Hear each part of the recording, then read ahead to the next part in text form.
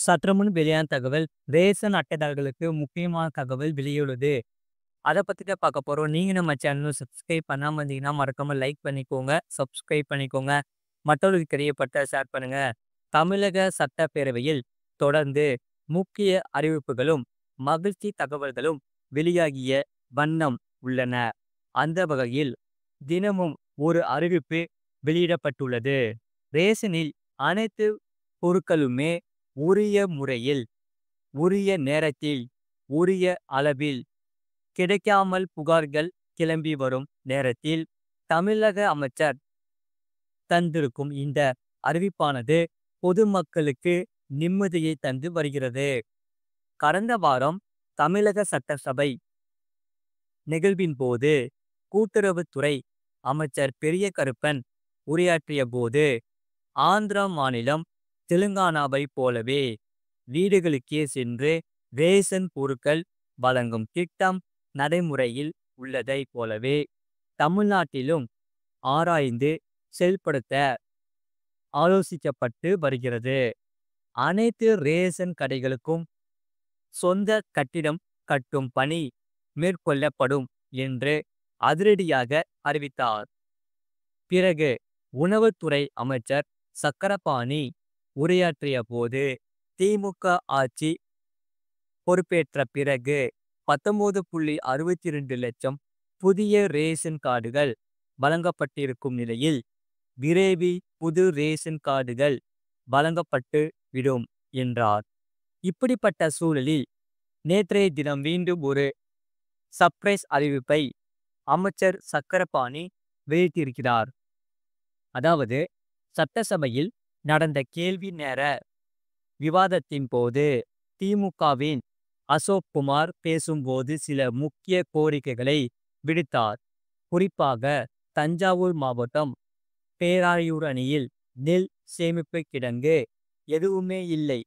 எனவே ஆத்தாளூர் வீரகாளியம்மன் கோவிலுக்கு சொந்தமான இடத்தில் கிடங்கு அமைத்து தர வேண்டும்.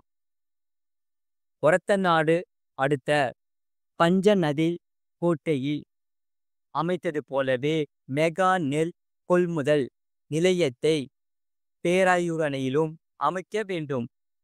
பாயிண்ட் ஆஃப் சேல் கருவிகளை பகுதி நேர ரேஷன் கடைகளுக்கும் வழங்க வேண்டும்.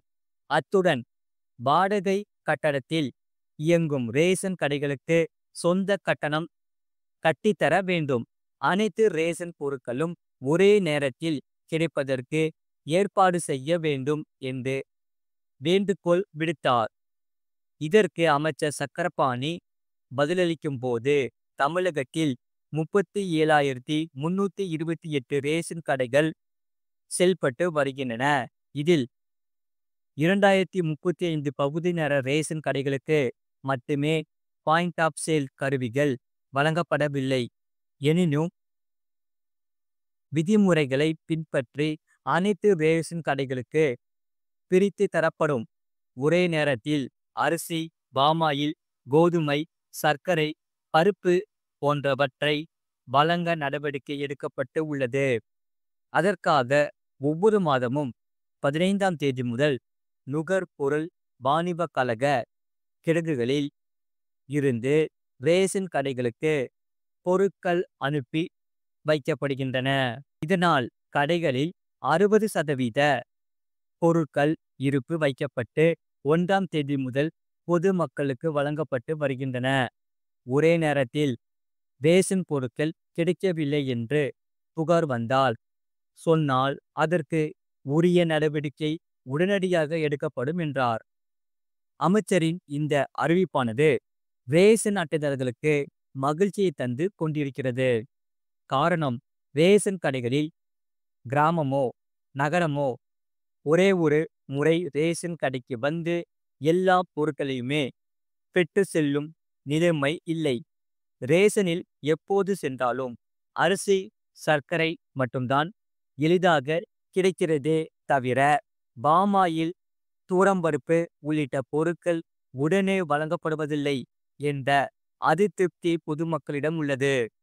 இதனால் பாமாயில், தூரம்பருப்பு வாங்க வேண்டுமானால் இதற்கென தனியாக இன்னொரு நாளில் ரேஷன் கடைகளுக்கு செல்ல வேண்டியிருக்கிறதாம். அப்படியே சென்றாலும் ஸ்டாக் இன்னும் வரவில்லை என்ற பதில்தான் கிடைப்பதாக நொந்து போய் கூறி வருகிறார்கள். இப்படிப்பட்ட சூழலில் அமைச்சர் சக்கரபாணி அறிவித்துள்ள இந்த அறிவிப்பானது ரேஷன் அட்டைதாரர்களுக்கு நிம்மதியை தந்து வருகிறது. தற்போது கோடை காலம் என்பதால் அடிக்கடி ரேஷனுக்கும் சென்று வர முடியாத சூழலில் இனி ஒரே நேரத்தில் ரேஷன் பொருட்களை பெற்று செல்வதும் அலைச்சலை தவிர்க்க உதவும் என்றே தெரிகிறது.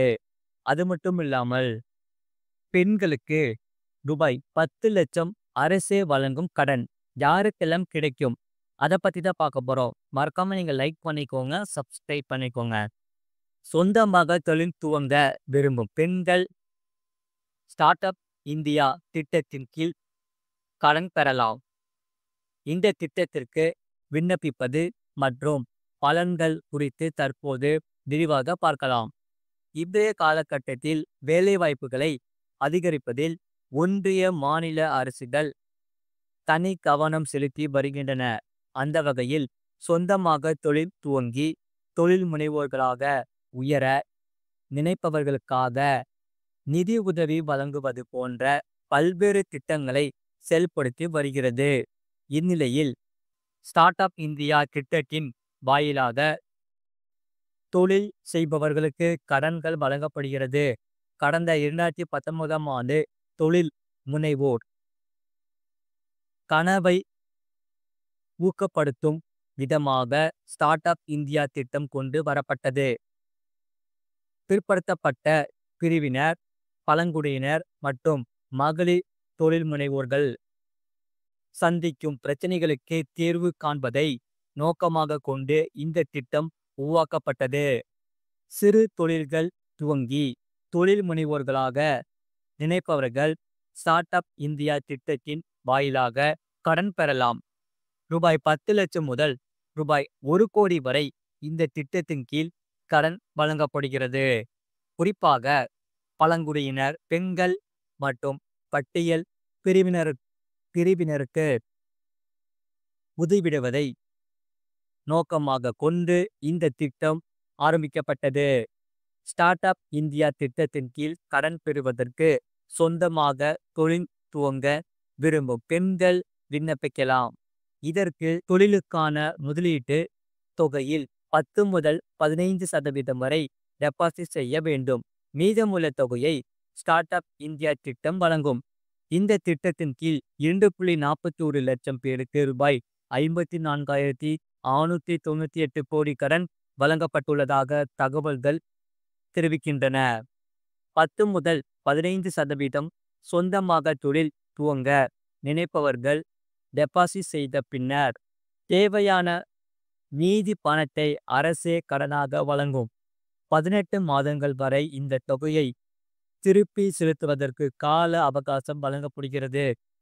அதன் பின்னர் கடன் தொகையை திருப்பி செலுத்தலாம். இதனால் இந்த கடனை 18 மாதங்களுக்கு வரை திருப்பி செலுத்த வேண்டியது இல்லை. 18 வயது நிரப்பிய பெண்கள் ஸ்டார்ட் அப் இந்தியா திட்டத்தின் கீழ் கடன் பெறுவதற்கு விண்ணப்பிக்கலாம். புதிதாக தொழில் துவங்குபவர்கள் மட்டுமல்லாமல் தங்களுடைய பிசினஸ் விரிவுபடுத்த விரும்புகிறவர்களுக்கும் இந்த திட்டத்திற்கு விண்ணப்பித்து கடன் பெறலாம். கடந்த காலங்களில் கடன் வாங்கி முறையாக செலுத்தாதவர்கள் கடன் பெற இயலாது. சொந்தமாக தொழில் துவங்க விரும்பும் பெண்களுக்கு நல்ல ஊக்கமாக ஸ்டார்ட் அப் இந்தியா திட்டம் உள்ளது குறிப்பிடத்தக்கது. இது போன்ற செய்திகளை உடனுக்குடன் அறிந்து கொள்ள மறக்காம சேனலை சப்ஸ்கிரைப் செய்யுங்கள், மற்றவர்களுக்கு தெரியப்படுத்த ஷேர் செய்யுங்கள். அதாவது கீழே ரைட் சைடில் பார்த்தீங்கன்னா ஒரு ஒயிட் கலர் பாக்ஸ் இருக்கும், அதான் சப்ஸ்கிரைப் பட்டன். நீங்கள் சப்ஸ்கிரைப் பண்ணி வச்சுக்கோங்க. பக்கத்தில் பெல் பட்டன் கிளிக் பண்ணி வச்சுக்கோங்க. அப்போ தான் நாங்கள் போகிற வீடியோஸ் எல்லாமே உங்களுக்கு ரெகுலராக காமிக்கும். அதே போல் உங்களுக்கு வேறு என்னென்ன செய்திகள் தேவைப்படுதோ அதை நீங்கள் கமெண்ட் செக்ஷனில் கமெண்ட் பண்ணுங்கள். அதை நாங்கள் பார்த்துட்டு கண்டிப்பாக செய்திகள் போடுறோம். மறக்காமல் நீங்கள் லைக் பண்ணிக்கோங்க, சப்ஸ்கிரைப் பண்ணிக்கோங்க, மற்றவர்களுக்கு தெரியப்படுத்தவும் ஷேர் பண்ணி